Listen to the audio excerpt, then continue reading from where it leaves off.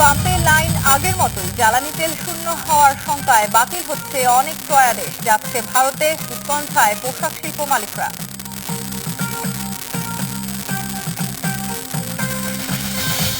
তীব্র গরমে চাহিদা বাড়লেও বাড়ছে না বিদ্যুতের উৎপাদন, দিনে ঘাটতি ১,৫০০ মেগাওয়াট। গ্রামের অবস্থা দুর্বিষহ, ক্ষতির মুখে কৃষি ব্যবসা।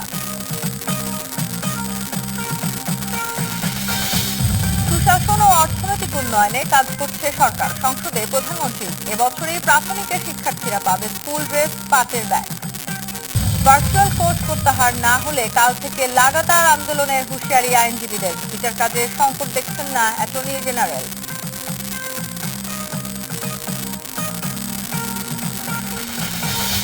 পশ্চিমবঙ্গের বিধানসভা নির্বাচন কাল, মূল লড়াই তৃণমূল বিজেপিতে। ভবানীপুরে মমতা শুভেন্দু ক্লাসিক ডার্বির অপেক্ষা। মধ্যপ্রাচ্যের চলমান ভূ রাজনৈতিক অস্থিরতা এবং ইরানকে ঘিরে মার্কিন ইসরায়েল উত্তেজনার প্রভাবে বিশ্ববাজারে জ্বালানি সরবরাহ বিঘ্নিত হওয়ার আশঙ্কায় দেশের তেলের পাম্পগুলোতে অস্থিরতা কাটছেই না। রাজধানীর পাম্পগুলোতে স্বস্তি ফেরাতে পাইলট প্রকল্পে অনলাইন ফুয়েল পাস ব্যবস্থা করা হয়েছে, তবে তা যেন স্বস্তি না ফিরিয়ে রূপ নিয়েছে ভোগান্তিতে। রাজধানীর বিজয় সরণি ট্রাস্ট ফিলিং স্টেশন, বাহিরে প্রাইভেট কার ও মোটরসাইকেলের দীর্ঘ লাইন। বাকিদের মতো দীর্ঘ লাইনে দাঁড়িয়ে পেট্রোল পাম্পে প্রবেশ করেন রাইড শেয়ারিং চালক সদরুল ইসলাম। স্মার্টফোন না থাকায় ফুয়েল পাস অ্যাপের জন্য রেজিস্ট্রেশন করতে পারেননি, ফলে মেলেনি তেল। আমার স্মার্টফোন নেই, এই কারণে আমি 4 ঘন্টা অপেক্ষা করে লাইনে আসে আবার তেল পাচ্ছি না, শুধু স্মার্টফোন না থাকার কারণে। সদরুল যখন হতাশে ফিরছিলেন, তখন আরেকজন মোটরসাইকেল চালক নিজের মোবাইল থেকে তার রেজিস্ট্রেশন করে দেন। যাদের স্মার্টফোন নেই তাদের জন্য বিকল্প ব্যবস্থা করার আহ্বান জানান গ্রাহকরা। ফোন ছাড়া তো এখন দিচ্ছে না, ফুয়েল পাস ছাড়া। তো আমার মোবাইল থেকে ওনার একটা রেজিস্ট্রেশন করে দিচ্ছি ফুয়েল পাসের, ওনার একটু উপকার করতেছে। পাম্প কর্তৃপক্ষের উচিত যে সবার যেহেতু ফোন নেয়, সেই ক্ষেত্রে তাদের জন্য স্পেশাল বা অপশন একটা রাখা উচিত ছিল। সকাল গড়িয়ে দুপুর হলেও বন্ধ দেখা যায় রাজধানীর অধিকাংশ পেট্রোল পাম্প, তবে সামনে গাড়ির দীর্ঘ লাইন। চালকরা বলছেন মঙ্গলবার রাত থেকে তাদের এই অপেক্ষা। সারা রাত্র তো ঘুমাইতে পারিনি তেলের জন্য, এখন আবার এই যে দাঁড়াই আছি রোদ্রের ভিতরে। কখন তেল পাবো তার কোনো নিশ্চয়তা নেই। এদিকে তেল পাম্পের আশেপাশে দীর্ঘ লাইনের কারণে ভোগান্তি পোহাতে হচ্ছে নগরবাসীকেও। Partha Saha, DBC news, Dhaka. জ্বালানি তেলের দাম বৃদ্ধিতে গণপরিবহনের ভাড়া নিয়ে কিছুটা বিশৃঙ্খলার সৃষ্টি হয়েছে। রাজধানীতে বেশ কিছু লোকাল বাসে বেশি ভাড়া আদায়ের অভিযোগ করছেন যাত্রীরা। দূরপাল্লার যাত্রায় কোথাও কোথাও ৮০ টাকা পর্যন্ত বেশি ভাড়া গুনতে হচ্ছে যাত্রীদের। পরিবহন মালিক সমিতি বলছে, অতিরিক্ত ভাড়া আদায় না করতে নির্দেশনা দেওয়া হয়েছে। প্রমাণ পেলে ব্যবস্থা নেওয়ার কথা জানিয়েছে সংগঠন। জ্বালানির দাম বাড়ার পর এখনো গণপরিবহনের ভাড়ার সমন্বয় করেনি সরকার। এই পরিস্থিতিতে ভাড়া নিয়ে কিছুটা বিশৃঙ্খলা দেখা দিয়েছে। রাজধানীর কিছু লোকাল বাসে ৫ থেকে ১০ টাকা পর্যন্ত অতিরিক্ত ভাড়া নেওয়ার অভিযোগ যাত্রীদের। উনি আমার টাকাই আমি বলছি আমার ৩০ টাকা ভাড়া বলতেছে না ৩৫ টাকা ভাড়া, সেই ক্ষেত্রে উনি আমার টাকাও এখনো দেয়নি। দৈনিক এই যে নিউরোসান্সে যাইতেছি 1 সপ্তাহ বেশি 20 টাকা করে দিয়ে আসছি গেছি, আজকে থেকে 30 টাকা। 5 টাকা কেন বেশি যাচ্ছে? একজনের কাছে 5 টাকা করে নিলে কতজনের কাছে কত টাকা উঠতেছে। বাড়তি ভাড়া আদায়ে পিছিয়ে নেই দূরপাল্লার বাসও। ৫০ থেকে ৮০ টাকা পর্যন্ত বেশি ভাড়া নেওয়ার অভিযোগ অনেকের। আগে ৫৫০ টাকা করে টিকিট ছিল, এখন ৫০ টাকা। তেলের মূল্য বৃদ্ধির কারণে টিকিটটার মূল্য বৃদ্ধি হয়েছে। 400 করে দুইটাতে 800, এখন আপনার 450 করে দুইটাতে আপনার 900, 100 টাকা বেশি। 50 টাকা করে দুইটাতে 100 টাকা বেশি। আসলে কথা আপনি শুনেন, আপনি জোর করে বসছেন, আপনি যাবেন মালিক সমিতিতে, আপনি যাবেন ঢাকা সড়কে, তেলের বিনিময় তেলের দাম বাড়ছে কি জানেন? সেইভাবে তেলের দামটা বাড়ছে, ঠিক সেইভাবেই ভাড়া বেড়ে গেছে। তেলের দাম বাড়ছে বিধায় তো 50 টাকা বেশি নিচ্ছি। সংকটের ঢেউ পণ্যবাহী পরিবহনে। মালিকদের দাবি, তেলের দাম বাড়ায় খরচের অর্থই তুলতে পারছে না তারা। গাড়ির মালিক তো তেল পথে করে ভাইতেছে না, মাল তো পথে পথে থাকে এবং আপনার ভাড়ের অসুবিধা হয়, মাল তো সঠিক টাইম মতো বুঝতে পারতেছে না। তেলের জন্য আসতে একদিন বাড়তি লাগে, যাইতে একদিন বাড়তি লাগে। আর এই তেলের সমস্যার জন্য গাড়ির ক্রাইসিস করে গেছে। গাড়ির ক্রাইসিস পড়াতে মার্কেট বাইরে গেছে। আমরা এই সাধারণ গাড়ি একসাথে চলি, তার মধ্যে তেলের দাম বাড়তি, এখন তো আমাদের ভাই বাঁচার কোনো উপায় নেই। বাড়তি ভাড়া আদায় না করার নির্দেশনা দেওয়ার কথা জানালো পরিবহন মালিক সমিতি। আগে থেকে সাবধান ছিলাম, সরকার থেকেও আমাদের সাবধান করা হয়েছে। আমরা বলে দিচ্ছি যে সরকারি সিদ্ধান্ত না হওয়ার আগ পর্যন্ত যা বাস ভাড়া যেখানে বলবৎ আছে, যেভাবে চলমান আছে তাই থাকবে। যদি কেউ নেয় তার বিরুদ্ধে আমরা ব্যবস্থা নেব, সরকারও ব্যবস্থা নেবে। বিআরটিএ কার্যালয়ে গেলেও এ বিষয়ে কিছু বলতে রাজি হননি সংস্থার chairman. Sania Ahmed, DBC news, Dhaka. মধ্যপ্রাচ্যের চলমান ভূ রাজনৈতিক অস্থিরতা এবং ইরানকে ঘিরে মার্কিন ইসরায়েল উত্তেজনার প্রভাবে বিশ্ববাজারে জ্বালানি সরবরাহ বিঘ্নিত হওয়ার আশঙ্কায় দেশের তেলের পাম্পগুলোতে অস্থিরতা কাটছেই না। রাজধানীর পাম্পগুলোতে স্বস্তি ফেরাতে পাইলট প্রকল্পে অনলাইন ফুয়েল পাস ব্যবস্থা করা হয়েছে, তবে তা যেন স্বস্তি না ফিরিয়ে রূপ নিয়েছে ভোগান্তিতে। জ্বালানি পরিস্থিতির খবর জানাতে রাজধানীর পরিবার থেকে যুক্ত হচ্ছেন আমাদের সহকর্মী শুভ খান। শুভ, সংকট নেই বলছে সরকার, সেই সাথে নানান ব্যবস্থাও নেওয়া হয়েছে, এরপরেও পাম্পগুলোতে এখনো আসলে দীর্ঘ সারি দেখতে পাচ্ছি আমরা। কোনো উন্নতির চিত্র আসলে সেরকম কোনো খবর আছে কিনা আপনার কাছে? জি, তো আসলে আজকে কিন্তু আসলে প্রাইভেট কারের চিত্রটা একটু ভিন্ন ছিল। প্রাইভেট কারের সিরিয়াল একটু কম লেগেছে। বাইকের বিশৃঙ্খলা পরিবেশ, বাইকারদের কোনোভাবেই আসলে বোঝানো কষ্টসাধ্য। এই মাত্র একজন উল্টা চলে এসেছে, দেখেন পাম্পটি বন্ধ শেষ মুহূর্তে। আপনাকে একটু চিত্র দেখায় যে যারা প্রাইভেট কার রয়েছে তারা প্রবেশ করতে পারছেন না, অথচ বাইকাররা প্রাইভেট কারের যে জায়গা সেটি আসলে কিভাবে আটকে রেখেছে। এই প্রাইভেট কাররা কিন্তু বিকাল থেকে অপেক্ষা করছে, আর হুট করে পাম্প বন্ধের শেষ মুহূর্তে কিভাবে বাইকাররা আসলে আপনার জোর করে মানে ঢুকতে হবেই, প্রবেশ করতে হবেই, অন্য একজনের যে জায়গা সেটি আসলে বন্ধ করে দিচ্ছে। আপনি দেখতে পাচ্ছেন আসলে এই পাম্পটি সকাল 7টা থেকে সন্ধ্যা 7টা পর্যন্ত তেল দিয়ে থাকে, কন্টিনিউ দিয়ে যাচ্ছে। তেলের সংকট যত মানে শুরু থেকেই এখন পর্যন্ত কিন্তু ওনাদের যে নির্দিষ্ট টাইম সেই টাইম অনুযায়ী কিন্তু তারা তেল দিয়ে যাচ্ছে, কিন্তু শেষ মুহূর্তে হলে আসলে দেখতেই পাচ্ছেন বাইকার এবং প্রাইভেট কার মধ্যে একটি যুদ্ধ শুরু হয়েছে যে আসলে কে প্রবেশ করতে পারবে আর কে পারবে না, এটি নিয়ে এখনো চলমান। বাইকার প্রচুর পরিমাণে বাইক ইতিমধ্যে কিন্তু পাম্পের ভিতরে প্রবেশ করেছে। দেখতেই পাচ্ছেন আসলে 7টা বাজে এই পাম্পটি বন্ধ হওয়ার কথা রয়েছে, যার কারণে আসলে কেউ কারো কোনো কথা শুনছে না। তবে আমরা কিন্তু যে বিকালের লাইভ করেছিলাম, বিকালের সরাসরি জানানোর চেষ্টা করেছিলাম যে প্রাইভেট কার চালকদের কিন্তু একদমই স্বল্প সিরিয়াল, যেখানে 12 থেকে 14 ঘন্টা অপেক্ষা করতে হচ্ছে, সেখানে মাত্র 30 মিনিট 1 ঘন্টার মধ্যেই তারা কিন্তু আসলে তেল পাচ্ছে, এমন কিন্তু কথা আমরা শুনিয়েছিলাম বিকালের লাইভে। এই মুহূর্তে দেখতেই পাচ্ছেন আসলে যারা বাইকার রয়েছেন তারা কিন্তু আপনার সিরিয়াল থাকে, কিন্তু তারা আসলে এই পাম্পে ফুয়েল পাস ছাড়া কাউকেই তেল দেওয়া হচ্ছে না গত 2-3 দিন ধরে। কিন্তু আসলে বাইকারদের কোনোভাবেই বোঝানো বা শৃঙ্খলা ফেরানো আসলে এটা যিনি আসলে কষ্টসাধ্য। দেখতেই পাচ্ছেন যে আসলে যে প্রাইভেট কারটি এখন একটি নোয়া গাড়ি, উনিও কিন্তু আসলে বিকাল থেকেই সিরিয়ালে ছিল। ইতিমধ্যে একটি দেখতেই পাচ্ছেন যে একটি কি পরিস্থিতি তৈরি হচ্ছে দেখতে পাচ্ছেন। আসলে উনি কিন্তু সিরিয়ালে ছিল, উনি কিন্তু বাইকারদের জন্য প্রবেশ করতে পারেনি। দেখতে পাচ্ছেন গেট খোলা এবং বন্ধের যে চেষ্টা সেটি দেখানোর চেষ্টা করছি। তো দেখতেই পাচ্ছেন আসলে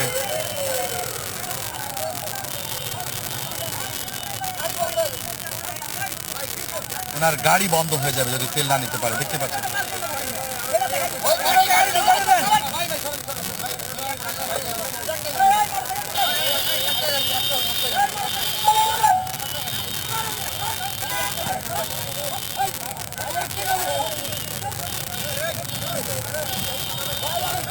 জি, একটু দেখতে পাচ্ছেন আসলে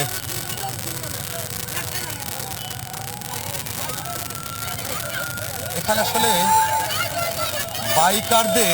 বাইকারদের একটি সিন্ডিকেট রয়েছে, যে একজন বাইকার আরো 10 জনকে ঢুকানোর যেন দায়িত্ব নিয়েছে।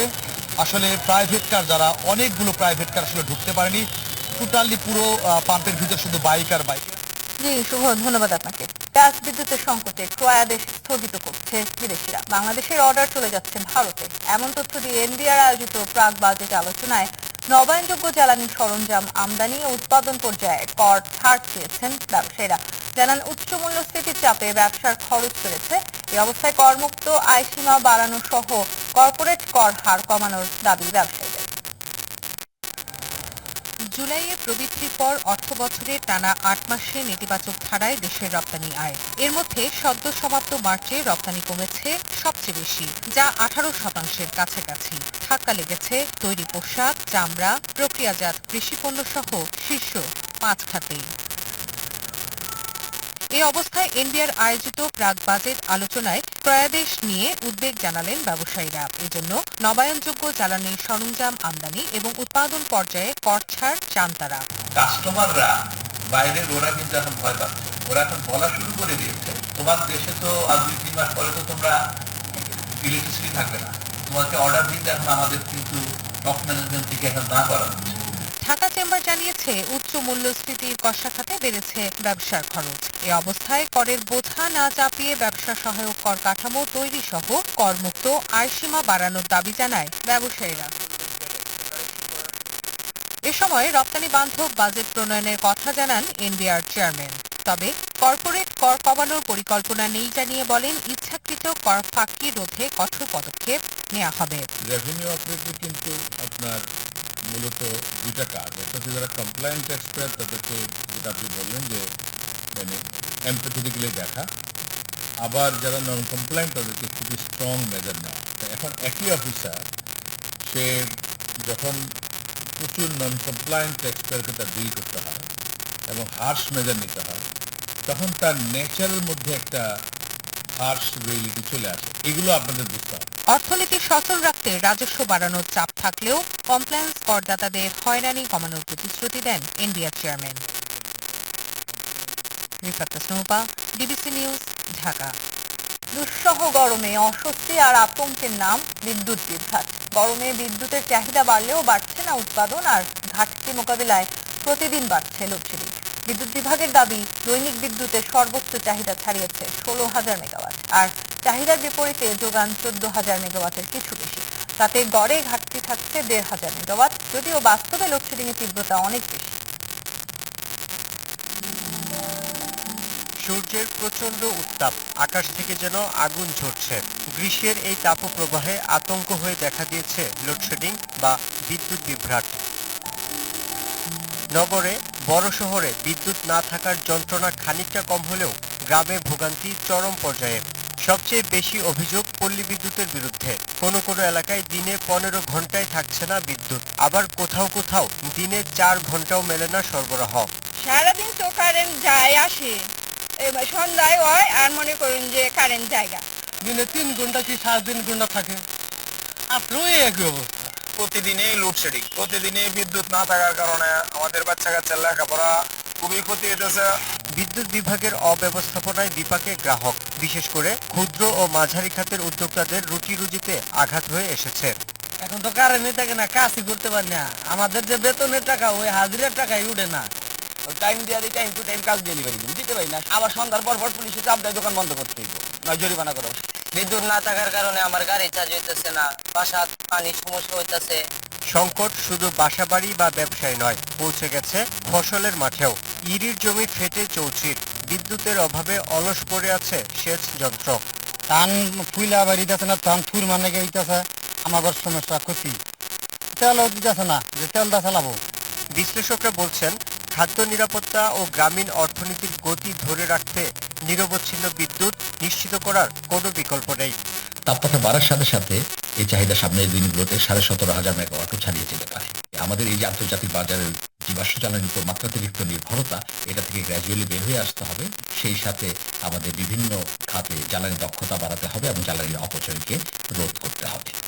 এ অবস্থায় দায়িত্বশীলদের কথার ফুলঝুরি নয়, লোডশেডিং এর লাগাম টেনে জীবনযাত্রাকে সহজ করার তাগিদ ভুক্তভোগীদের। Yusuf Rana, DBC news, Dhaka. শাসন ও অর্থনৈতিক উন্নয়নের পাশাপাশি কর্মসংস্থান ও মানব সম্পদ উন্নয়নে সরকার বিভিন্ন পরিকল্পনা গ্রহণ করেছে বলে সংসদে জানিয়েছেন প্রধানমন্ত্রী তারেক রহমান। লিখিত প্রশ্নের জবাবে তিনি বলেন, শেখ হাসিনা ও তার পরিবার সহ 11 ব্যক্তি প্রতিষ্ঠানের অর্থ পাচারের মামলা সরকারের অগ্রাধিকারে।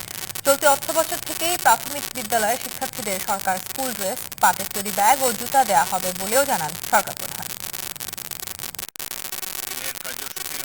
বুধবার স্পিকার হাফিজউদ্দিন আহমদ বীর বিক্রমের সভাপতিত্বে সংসদের বৈঠকের শুরুতেই নির্ধারিত প্রশ্নোত্তর পর্বে অংশ নেন প্রধানমন্ত্রী তারেক রহমান। এ সময় এক প্রশ্নের জবাবে প্রধানমন্ত্রী জানান, উন্নত, সমৃদ্ধ ও আত্মমর্যাদাশীল বাংলাদেশ গঠনে বিভিন্ন পরিকল্পনা নিয়েছে তার সরকার। দুর্নীতি দমন, বিনিয়োগ ও শিল্পায়ন বৃদ্ধি, কর্মসংস্থান সৃষ্টি এবং মানব সম্পদ উন্নয়নের মাধ্যমে অর্থনৈতিক সমৃদ্ধি অর্জনের লক্ষ্য নির্ধারণ করা হয়েছে। সমতা, ন্যায্যতা ও পারস্পরিক সম্মানের ভিত্তিতে বাংলাদেশকে একটি আত্মমর্যাদাশীল রাষ্ট্র হিসেবে প্রতিষ্ঠার লক্ষ্যে সরকার কাজ শুরু করেছে এবং কাজ করে যাচ্ছে। সারা দেশে ধারাবাহিকভাবে 2 কোটি 75 লাখ কৃষকের হাতে কৃষি কার্ড তুলে দেওয়ার পাশাপাশি কৃষকদের স্বল্প সুদে সরকার কৃষি ঋণ দেবে বলে সংসদে জানান প্রধানমন্ত্রী।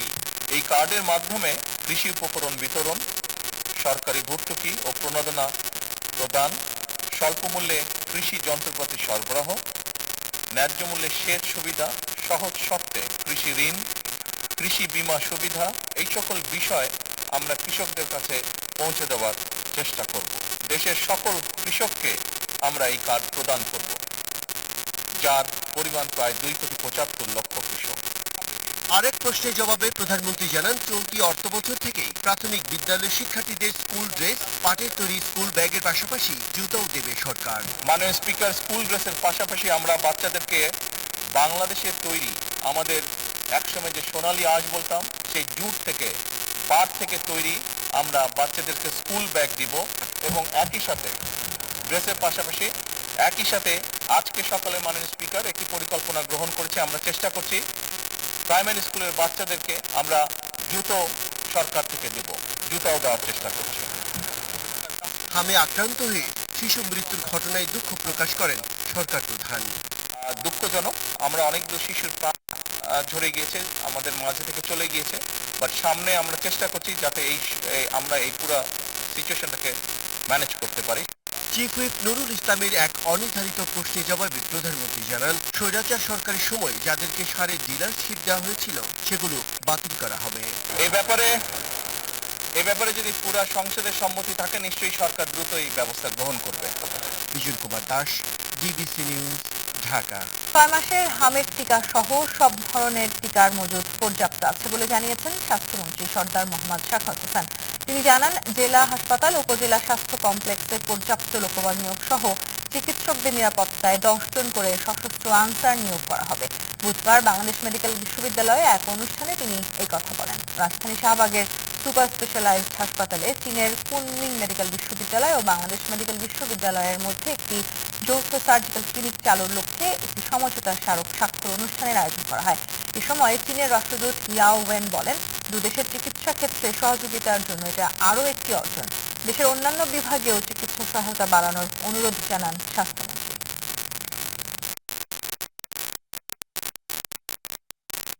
আমরা 1 লক্ষ স্বাস্থ্যকর্মী নতুনভাবে নিয়োগ করতে যাচ্ছি।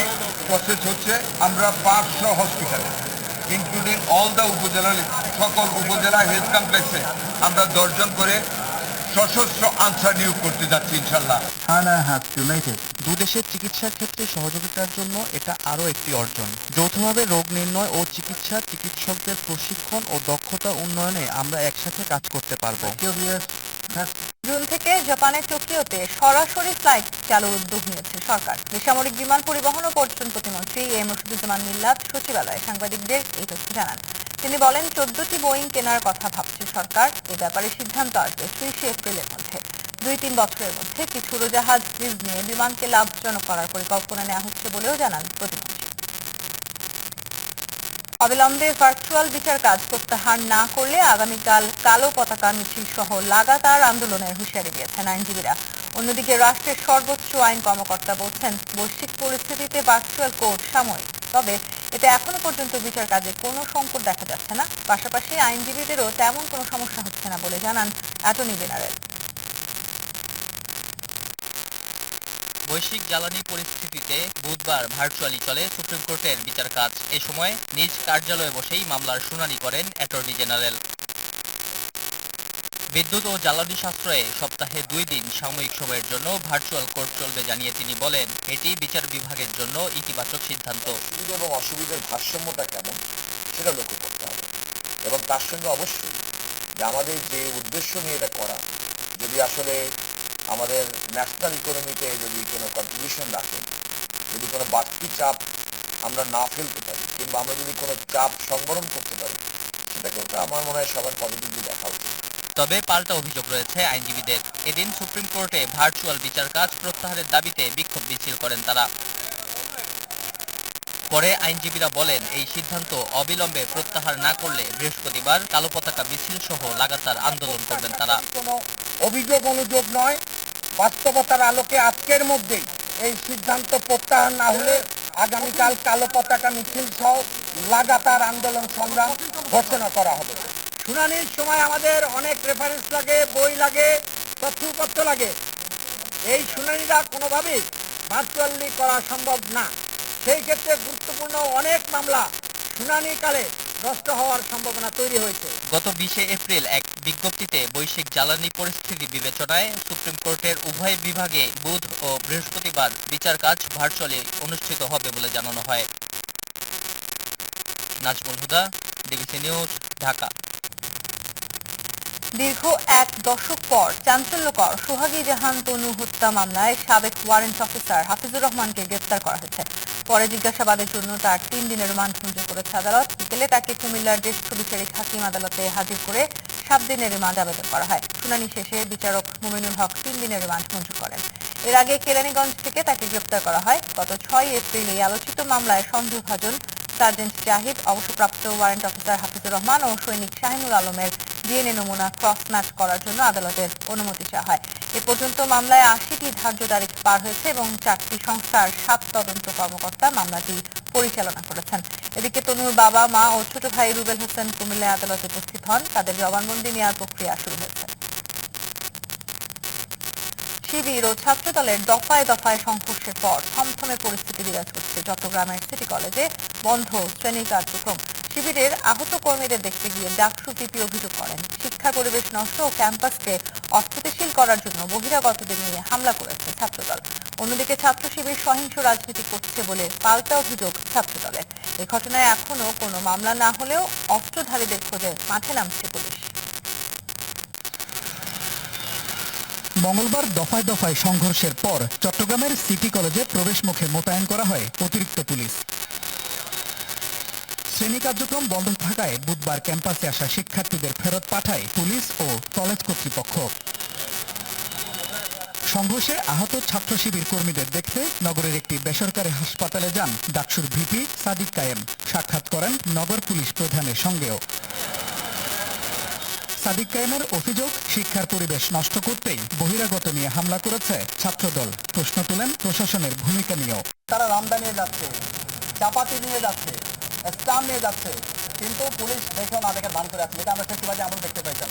সরকারের একটা পক্ষের এখানে হচ্ছে হামলার সাথে তারা জড়িত আছে, তারা এই ক্যাম্পাসে অস্থিতিশীল করতে চায়। আর ছাত্রদলের অভিযোগ, সহিংস রাজনীতিতে ফিরছে ছাত্র শিবির। নানাভাবে ক্যাম্পাসগুলোতে আধিপত্যের মহড়া দিচ্ছে তারা। এই কলেজ কেন্দ্রিক নিয়ে ওরা রক কাটা, হত্যায় লিপ্ত হওয়া, গুপ্তভাবে হামলা করা, এই ধরনের কর্মকাণ্ড অতীতে লিপ্ত ছিল এবং আপনি অতীতে অনেক ইতিহাস যদি চেক করেন তাহলে পাবেন তারা তাদের সে অতীতের কার্যক্রমে আবার লিপ্ত হয়েছে। ঘটনার প্রকৃত কারণ অনুসন্ধানে কাজ করছে কলেজ প্রশাসন গঠিত তদন্ত কমিটি। যে ঘটনাগুলো ঘটেছে সেটা এবং শিক্ষার একাডেমিক কার্যক্রম নির্বিঘ্নে কীভাবে চালানো হচ্ছে এই বিষয়গুলোতে আমরা প্রায়োরিটি দেব। রাষ্ট্র ছাত্ররাষ্ট্রটি বন্ধ করার জন্য সুস্পষ্ট নীতিমালা দিলে আমরা শিক্ষা করব। জড়িতদের শনাক্তের পাশাপাশি অস্ত্রধারীদের খোঁজে মাঠে নামছে পুলিশ। যারাই জড়িত থাকুক আমরা আইনগত ব্যবস্থা নেব। এই পর্যন্ত আমরা কোনো লিখিত অভিযোগ বা কারো পক্ষ থেকে কোনো ধরনের মামলা এই ধরনের কিছু পাইনি। তো অভিযান চলছে এবং এটি অবশ্যই আমরা ফুটেজ দেখে আমরা এটা ব্যবস্থা নেব। দেয়ালে গ্রাফিতিতে গুপ্ত শব্দ লেখাকে কেন্দ্র করে মঙ্গলবার দফায় দফায় সংঘর্ষে জড়ায় শিবির ও ছাত্রদল। দেশীয় অস্ত্র নিয়ে চলে দুপক্ষের মহড়া। রণক্ষেত্রে পরিণত হয় কলেজ ও আশেপাশের এলাকা। এতে আহত হয় দুপক্ষের অনেকে। Mujibul Haque, DBC news, Chittagong. কাল শুরু হচ্ছে পশ্চিমবঙ্গ বিধানসভার 294 আসনের নির্বাচন। প্রথম দফায় ভোট গ্রহণ হবে 16 জেলার 152টি আসনে। দ্বিতীয় দফায় 142 আসনে ভোট হবে 29 এপ্রিল। ফলাফল ঘোষণা করা হবে 4 মে। প্রথম দফার 152 আসনে প্রতিদ্বন্দ্বিতা করছেন 1478 প্রার্থী। মনোনয়নপত্র জমা পড়েছিল 1525টি। সবচেয়ে বেশি 15 জন করে প্রার্থী কোচবিহার দক্ষিণ ও ইটাহার আসনে। এই নির্বাচনের মূল লড়াই হবে তৃণমূল কংগ্রেস ও বিজেপির মধ্যে। ভোট অবাধ ও শান্তিপূর্ণ করতে রাজ্য পুলিশের পাশাপাশি 2407 কোম্পানি কেন্দ্রীয় বাহিনী মোতায়েন করা হয়েছে। কেন্দ্রীয় বাহিনী এরই মধ্যে বিভিন্ন এলাকায় নিরাপত্তা জোরদার করেছে। নির্বাচন কমিশন জানিয়েছে, ভোটে কোনো ধরনের হাঙ্গামা, বুথ দখল বা জাল ভোটের চেষ্টা কঠোরভাবে দমন করা হবে।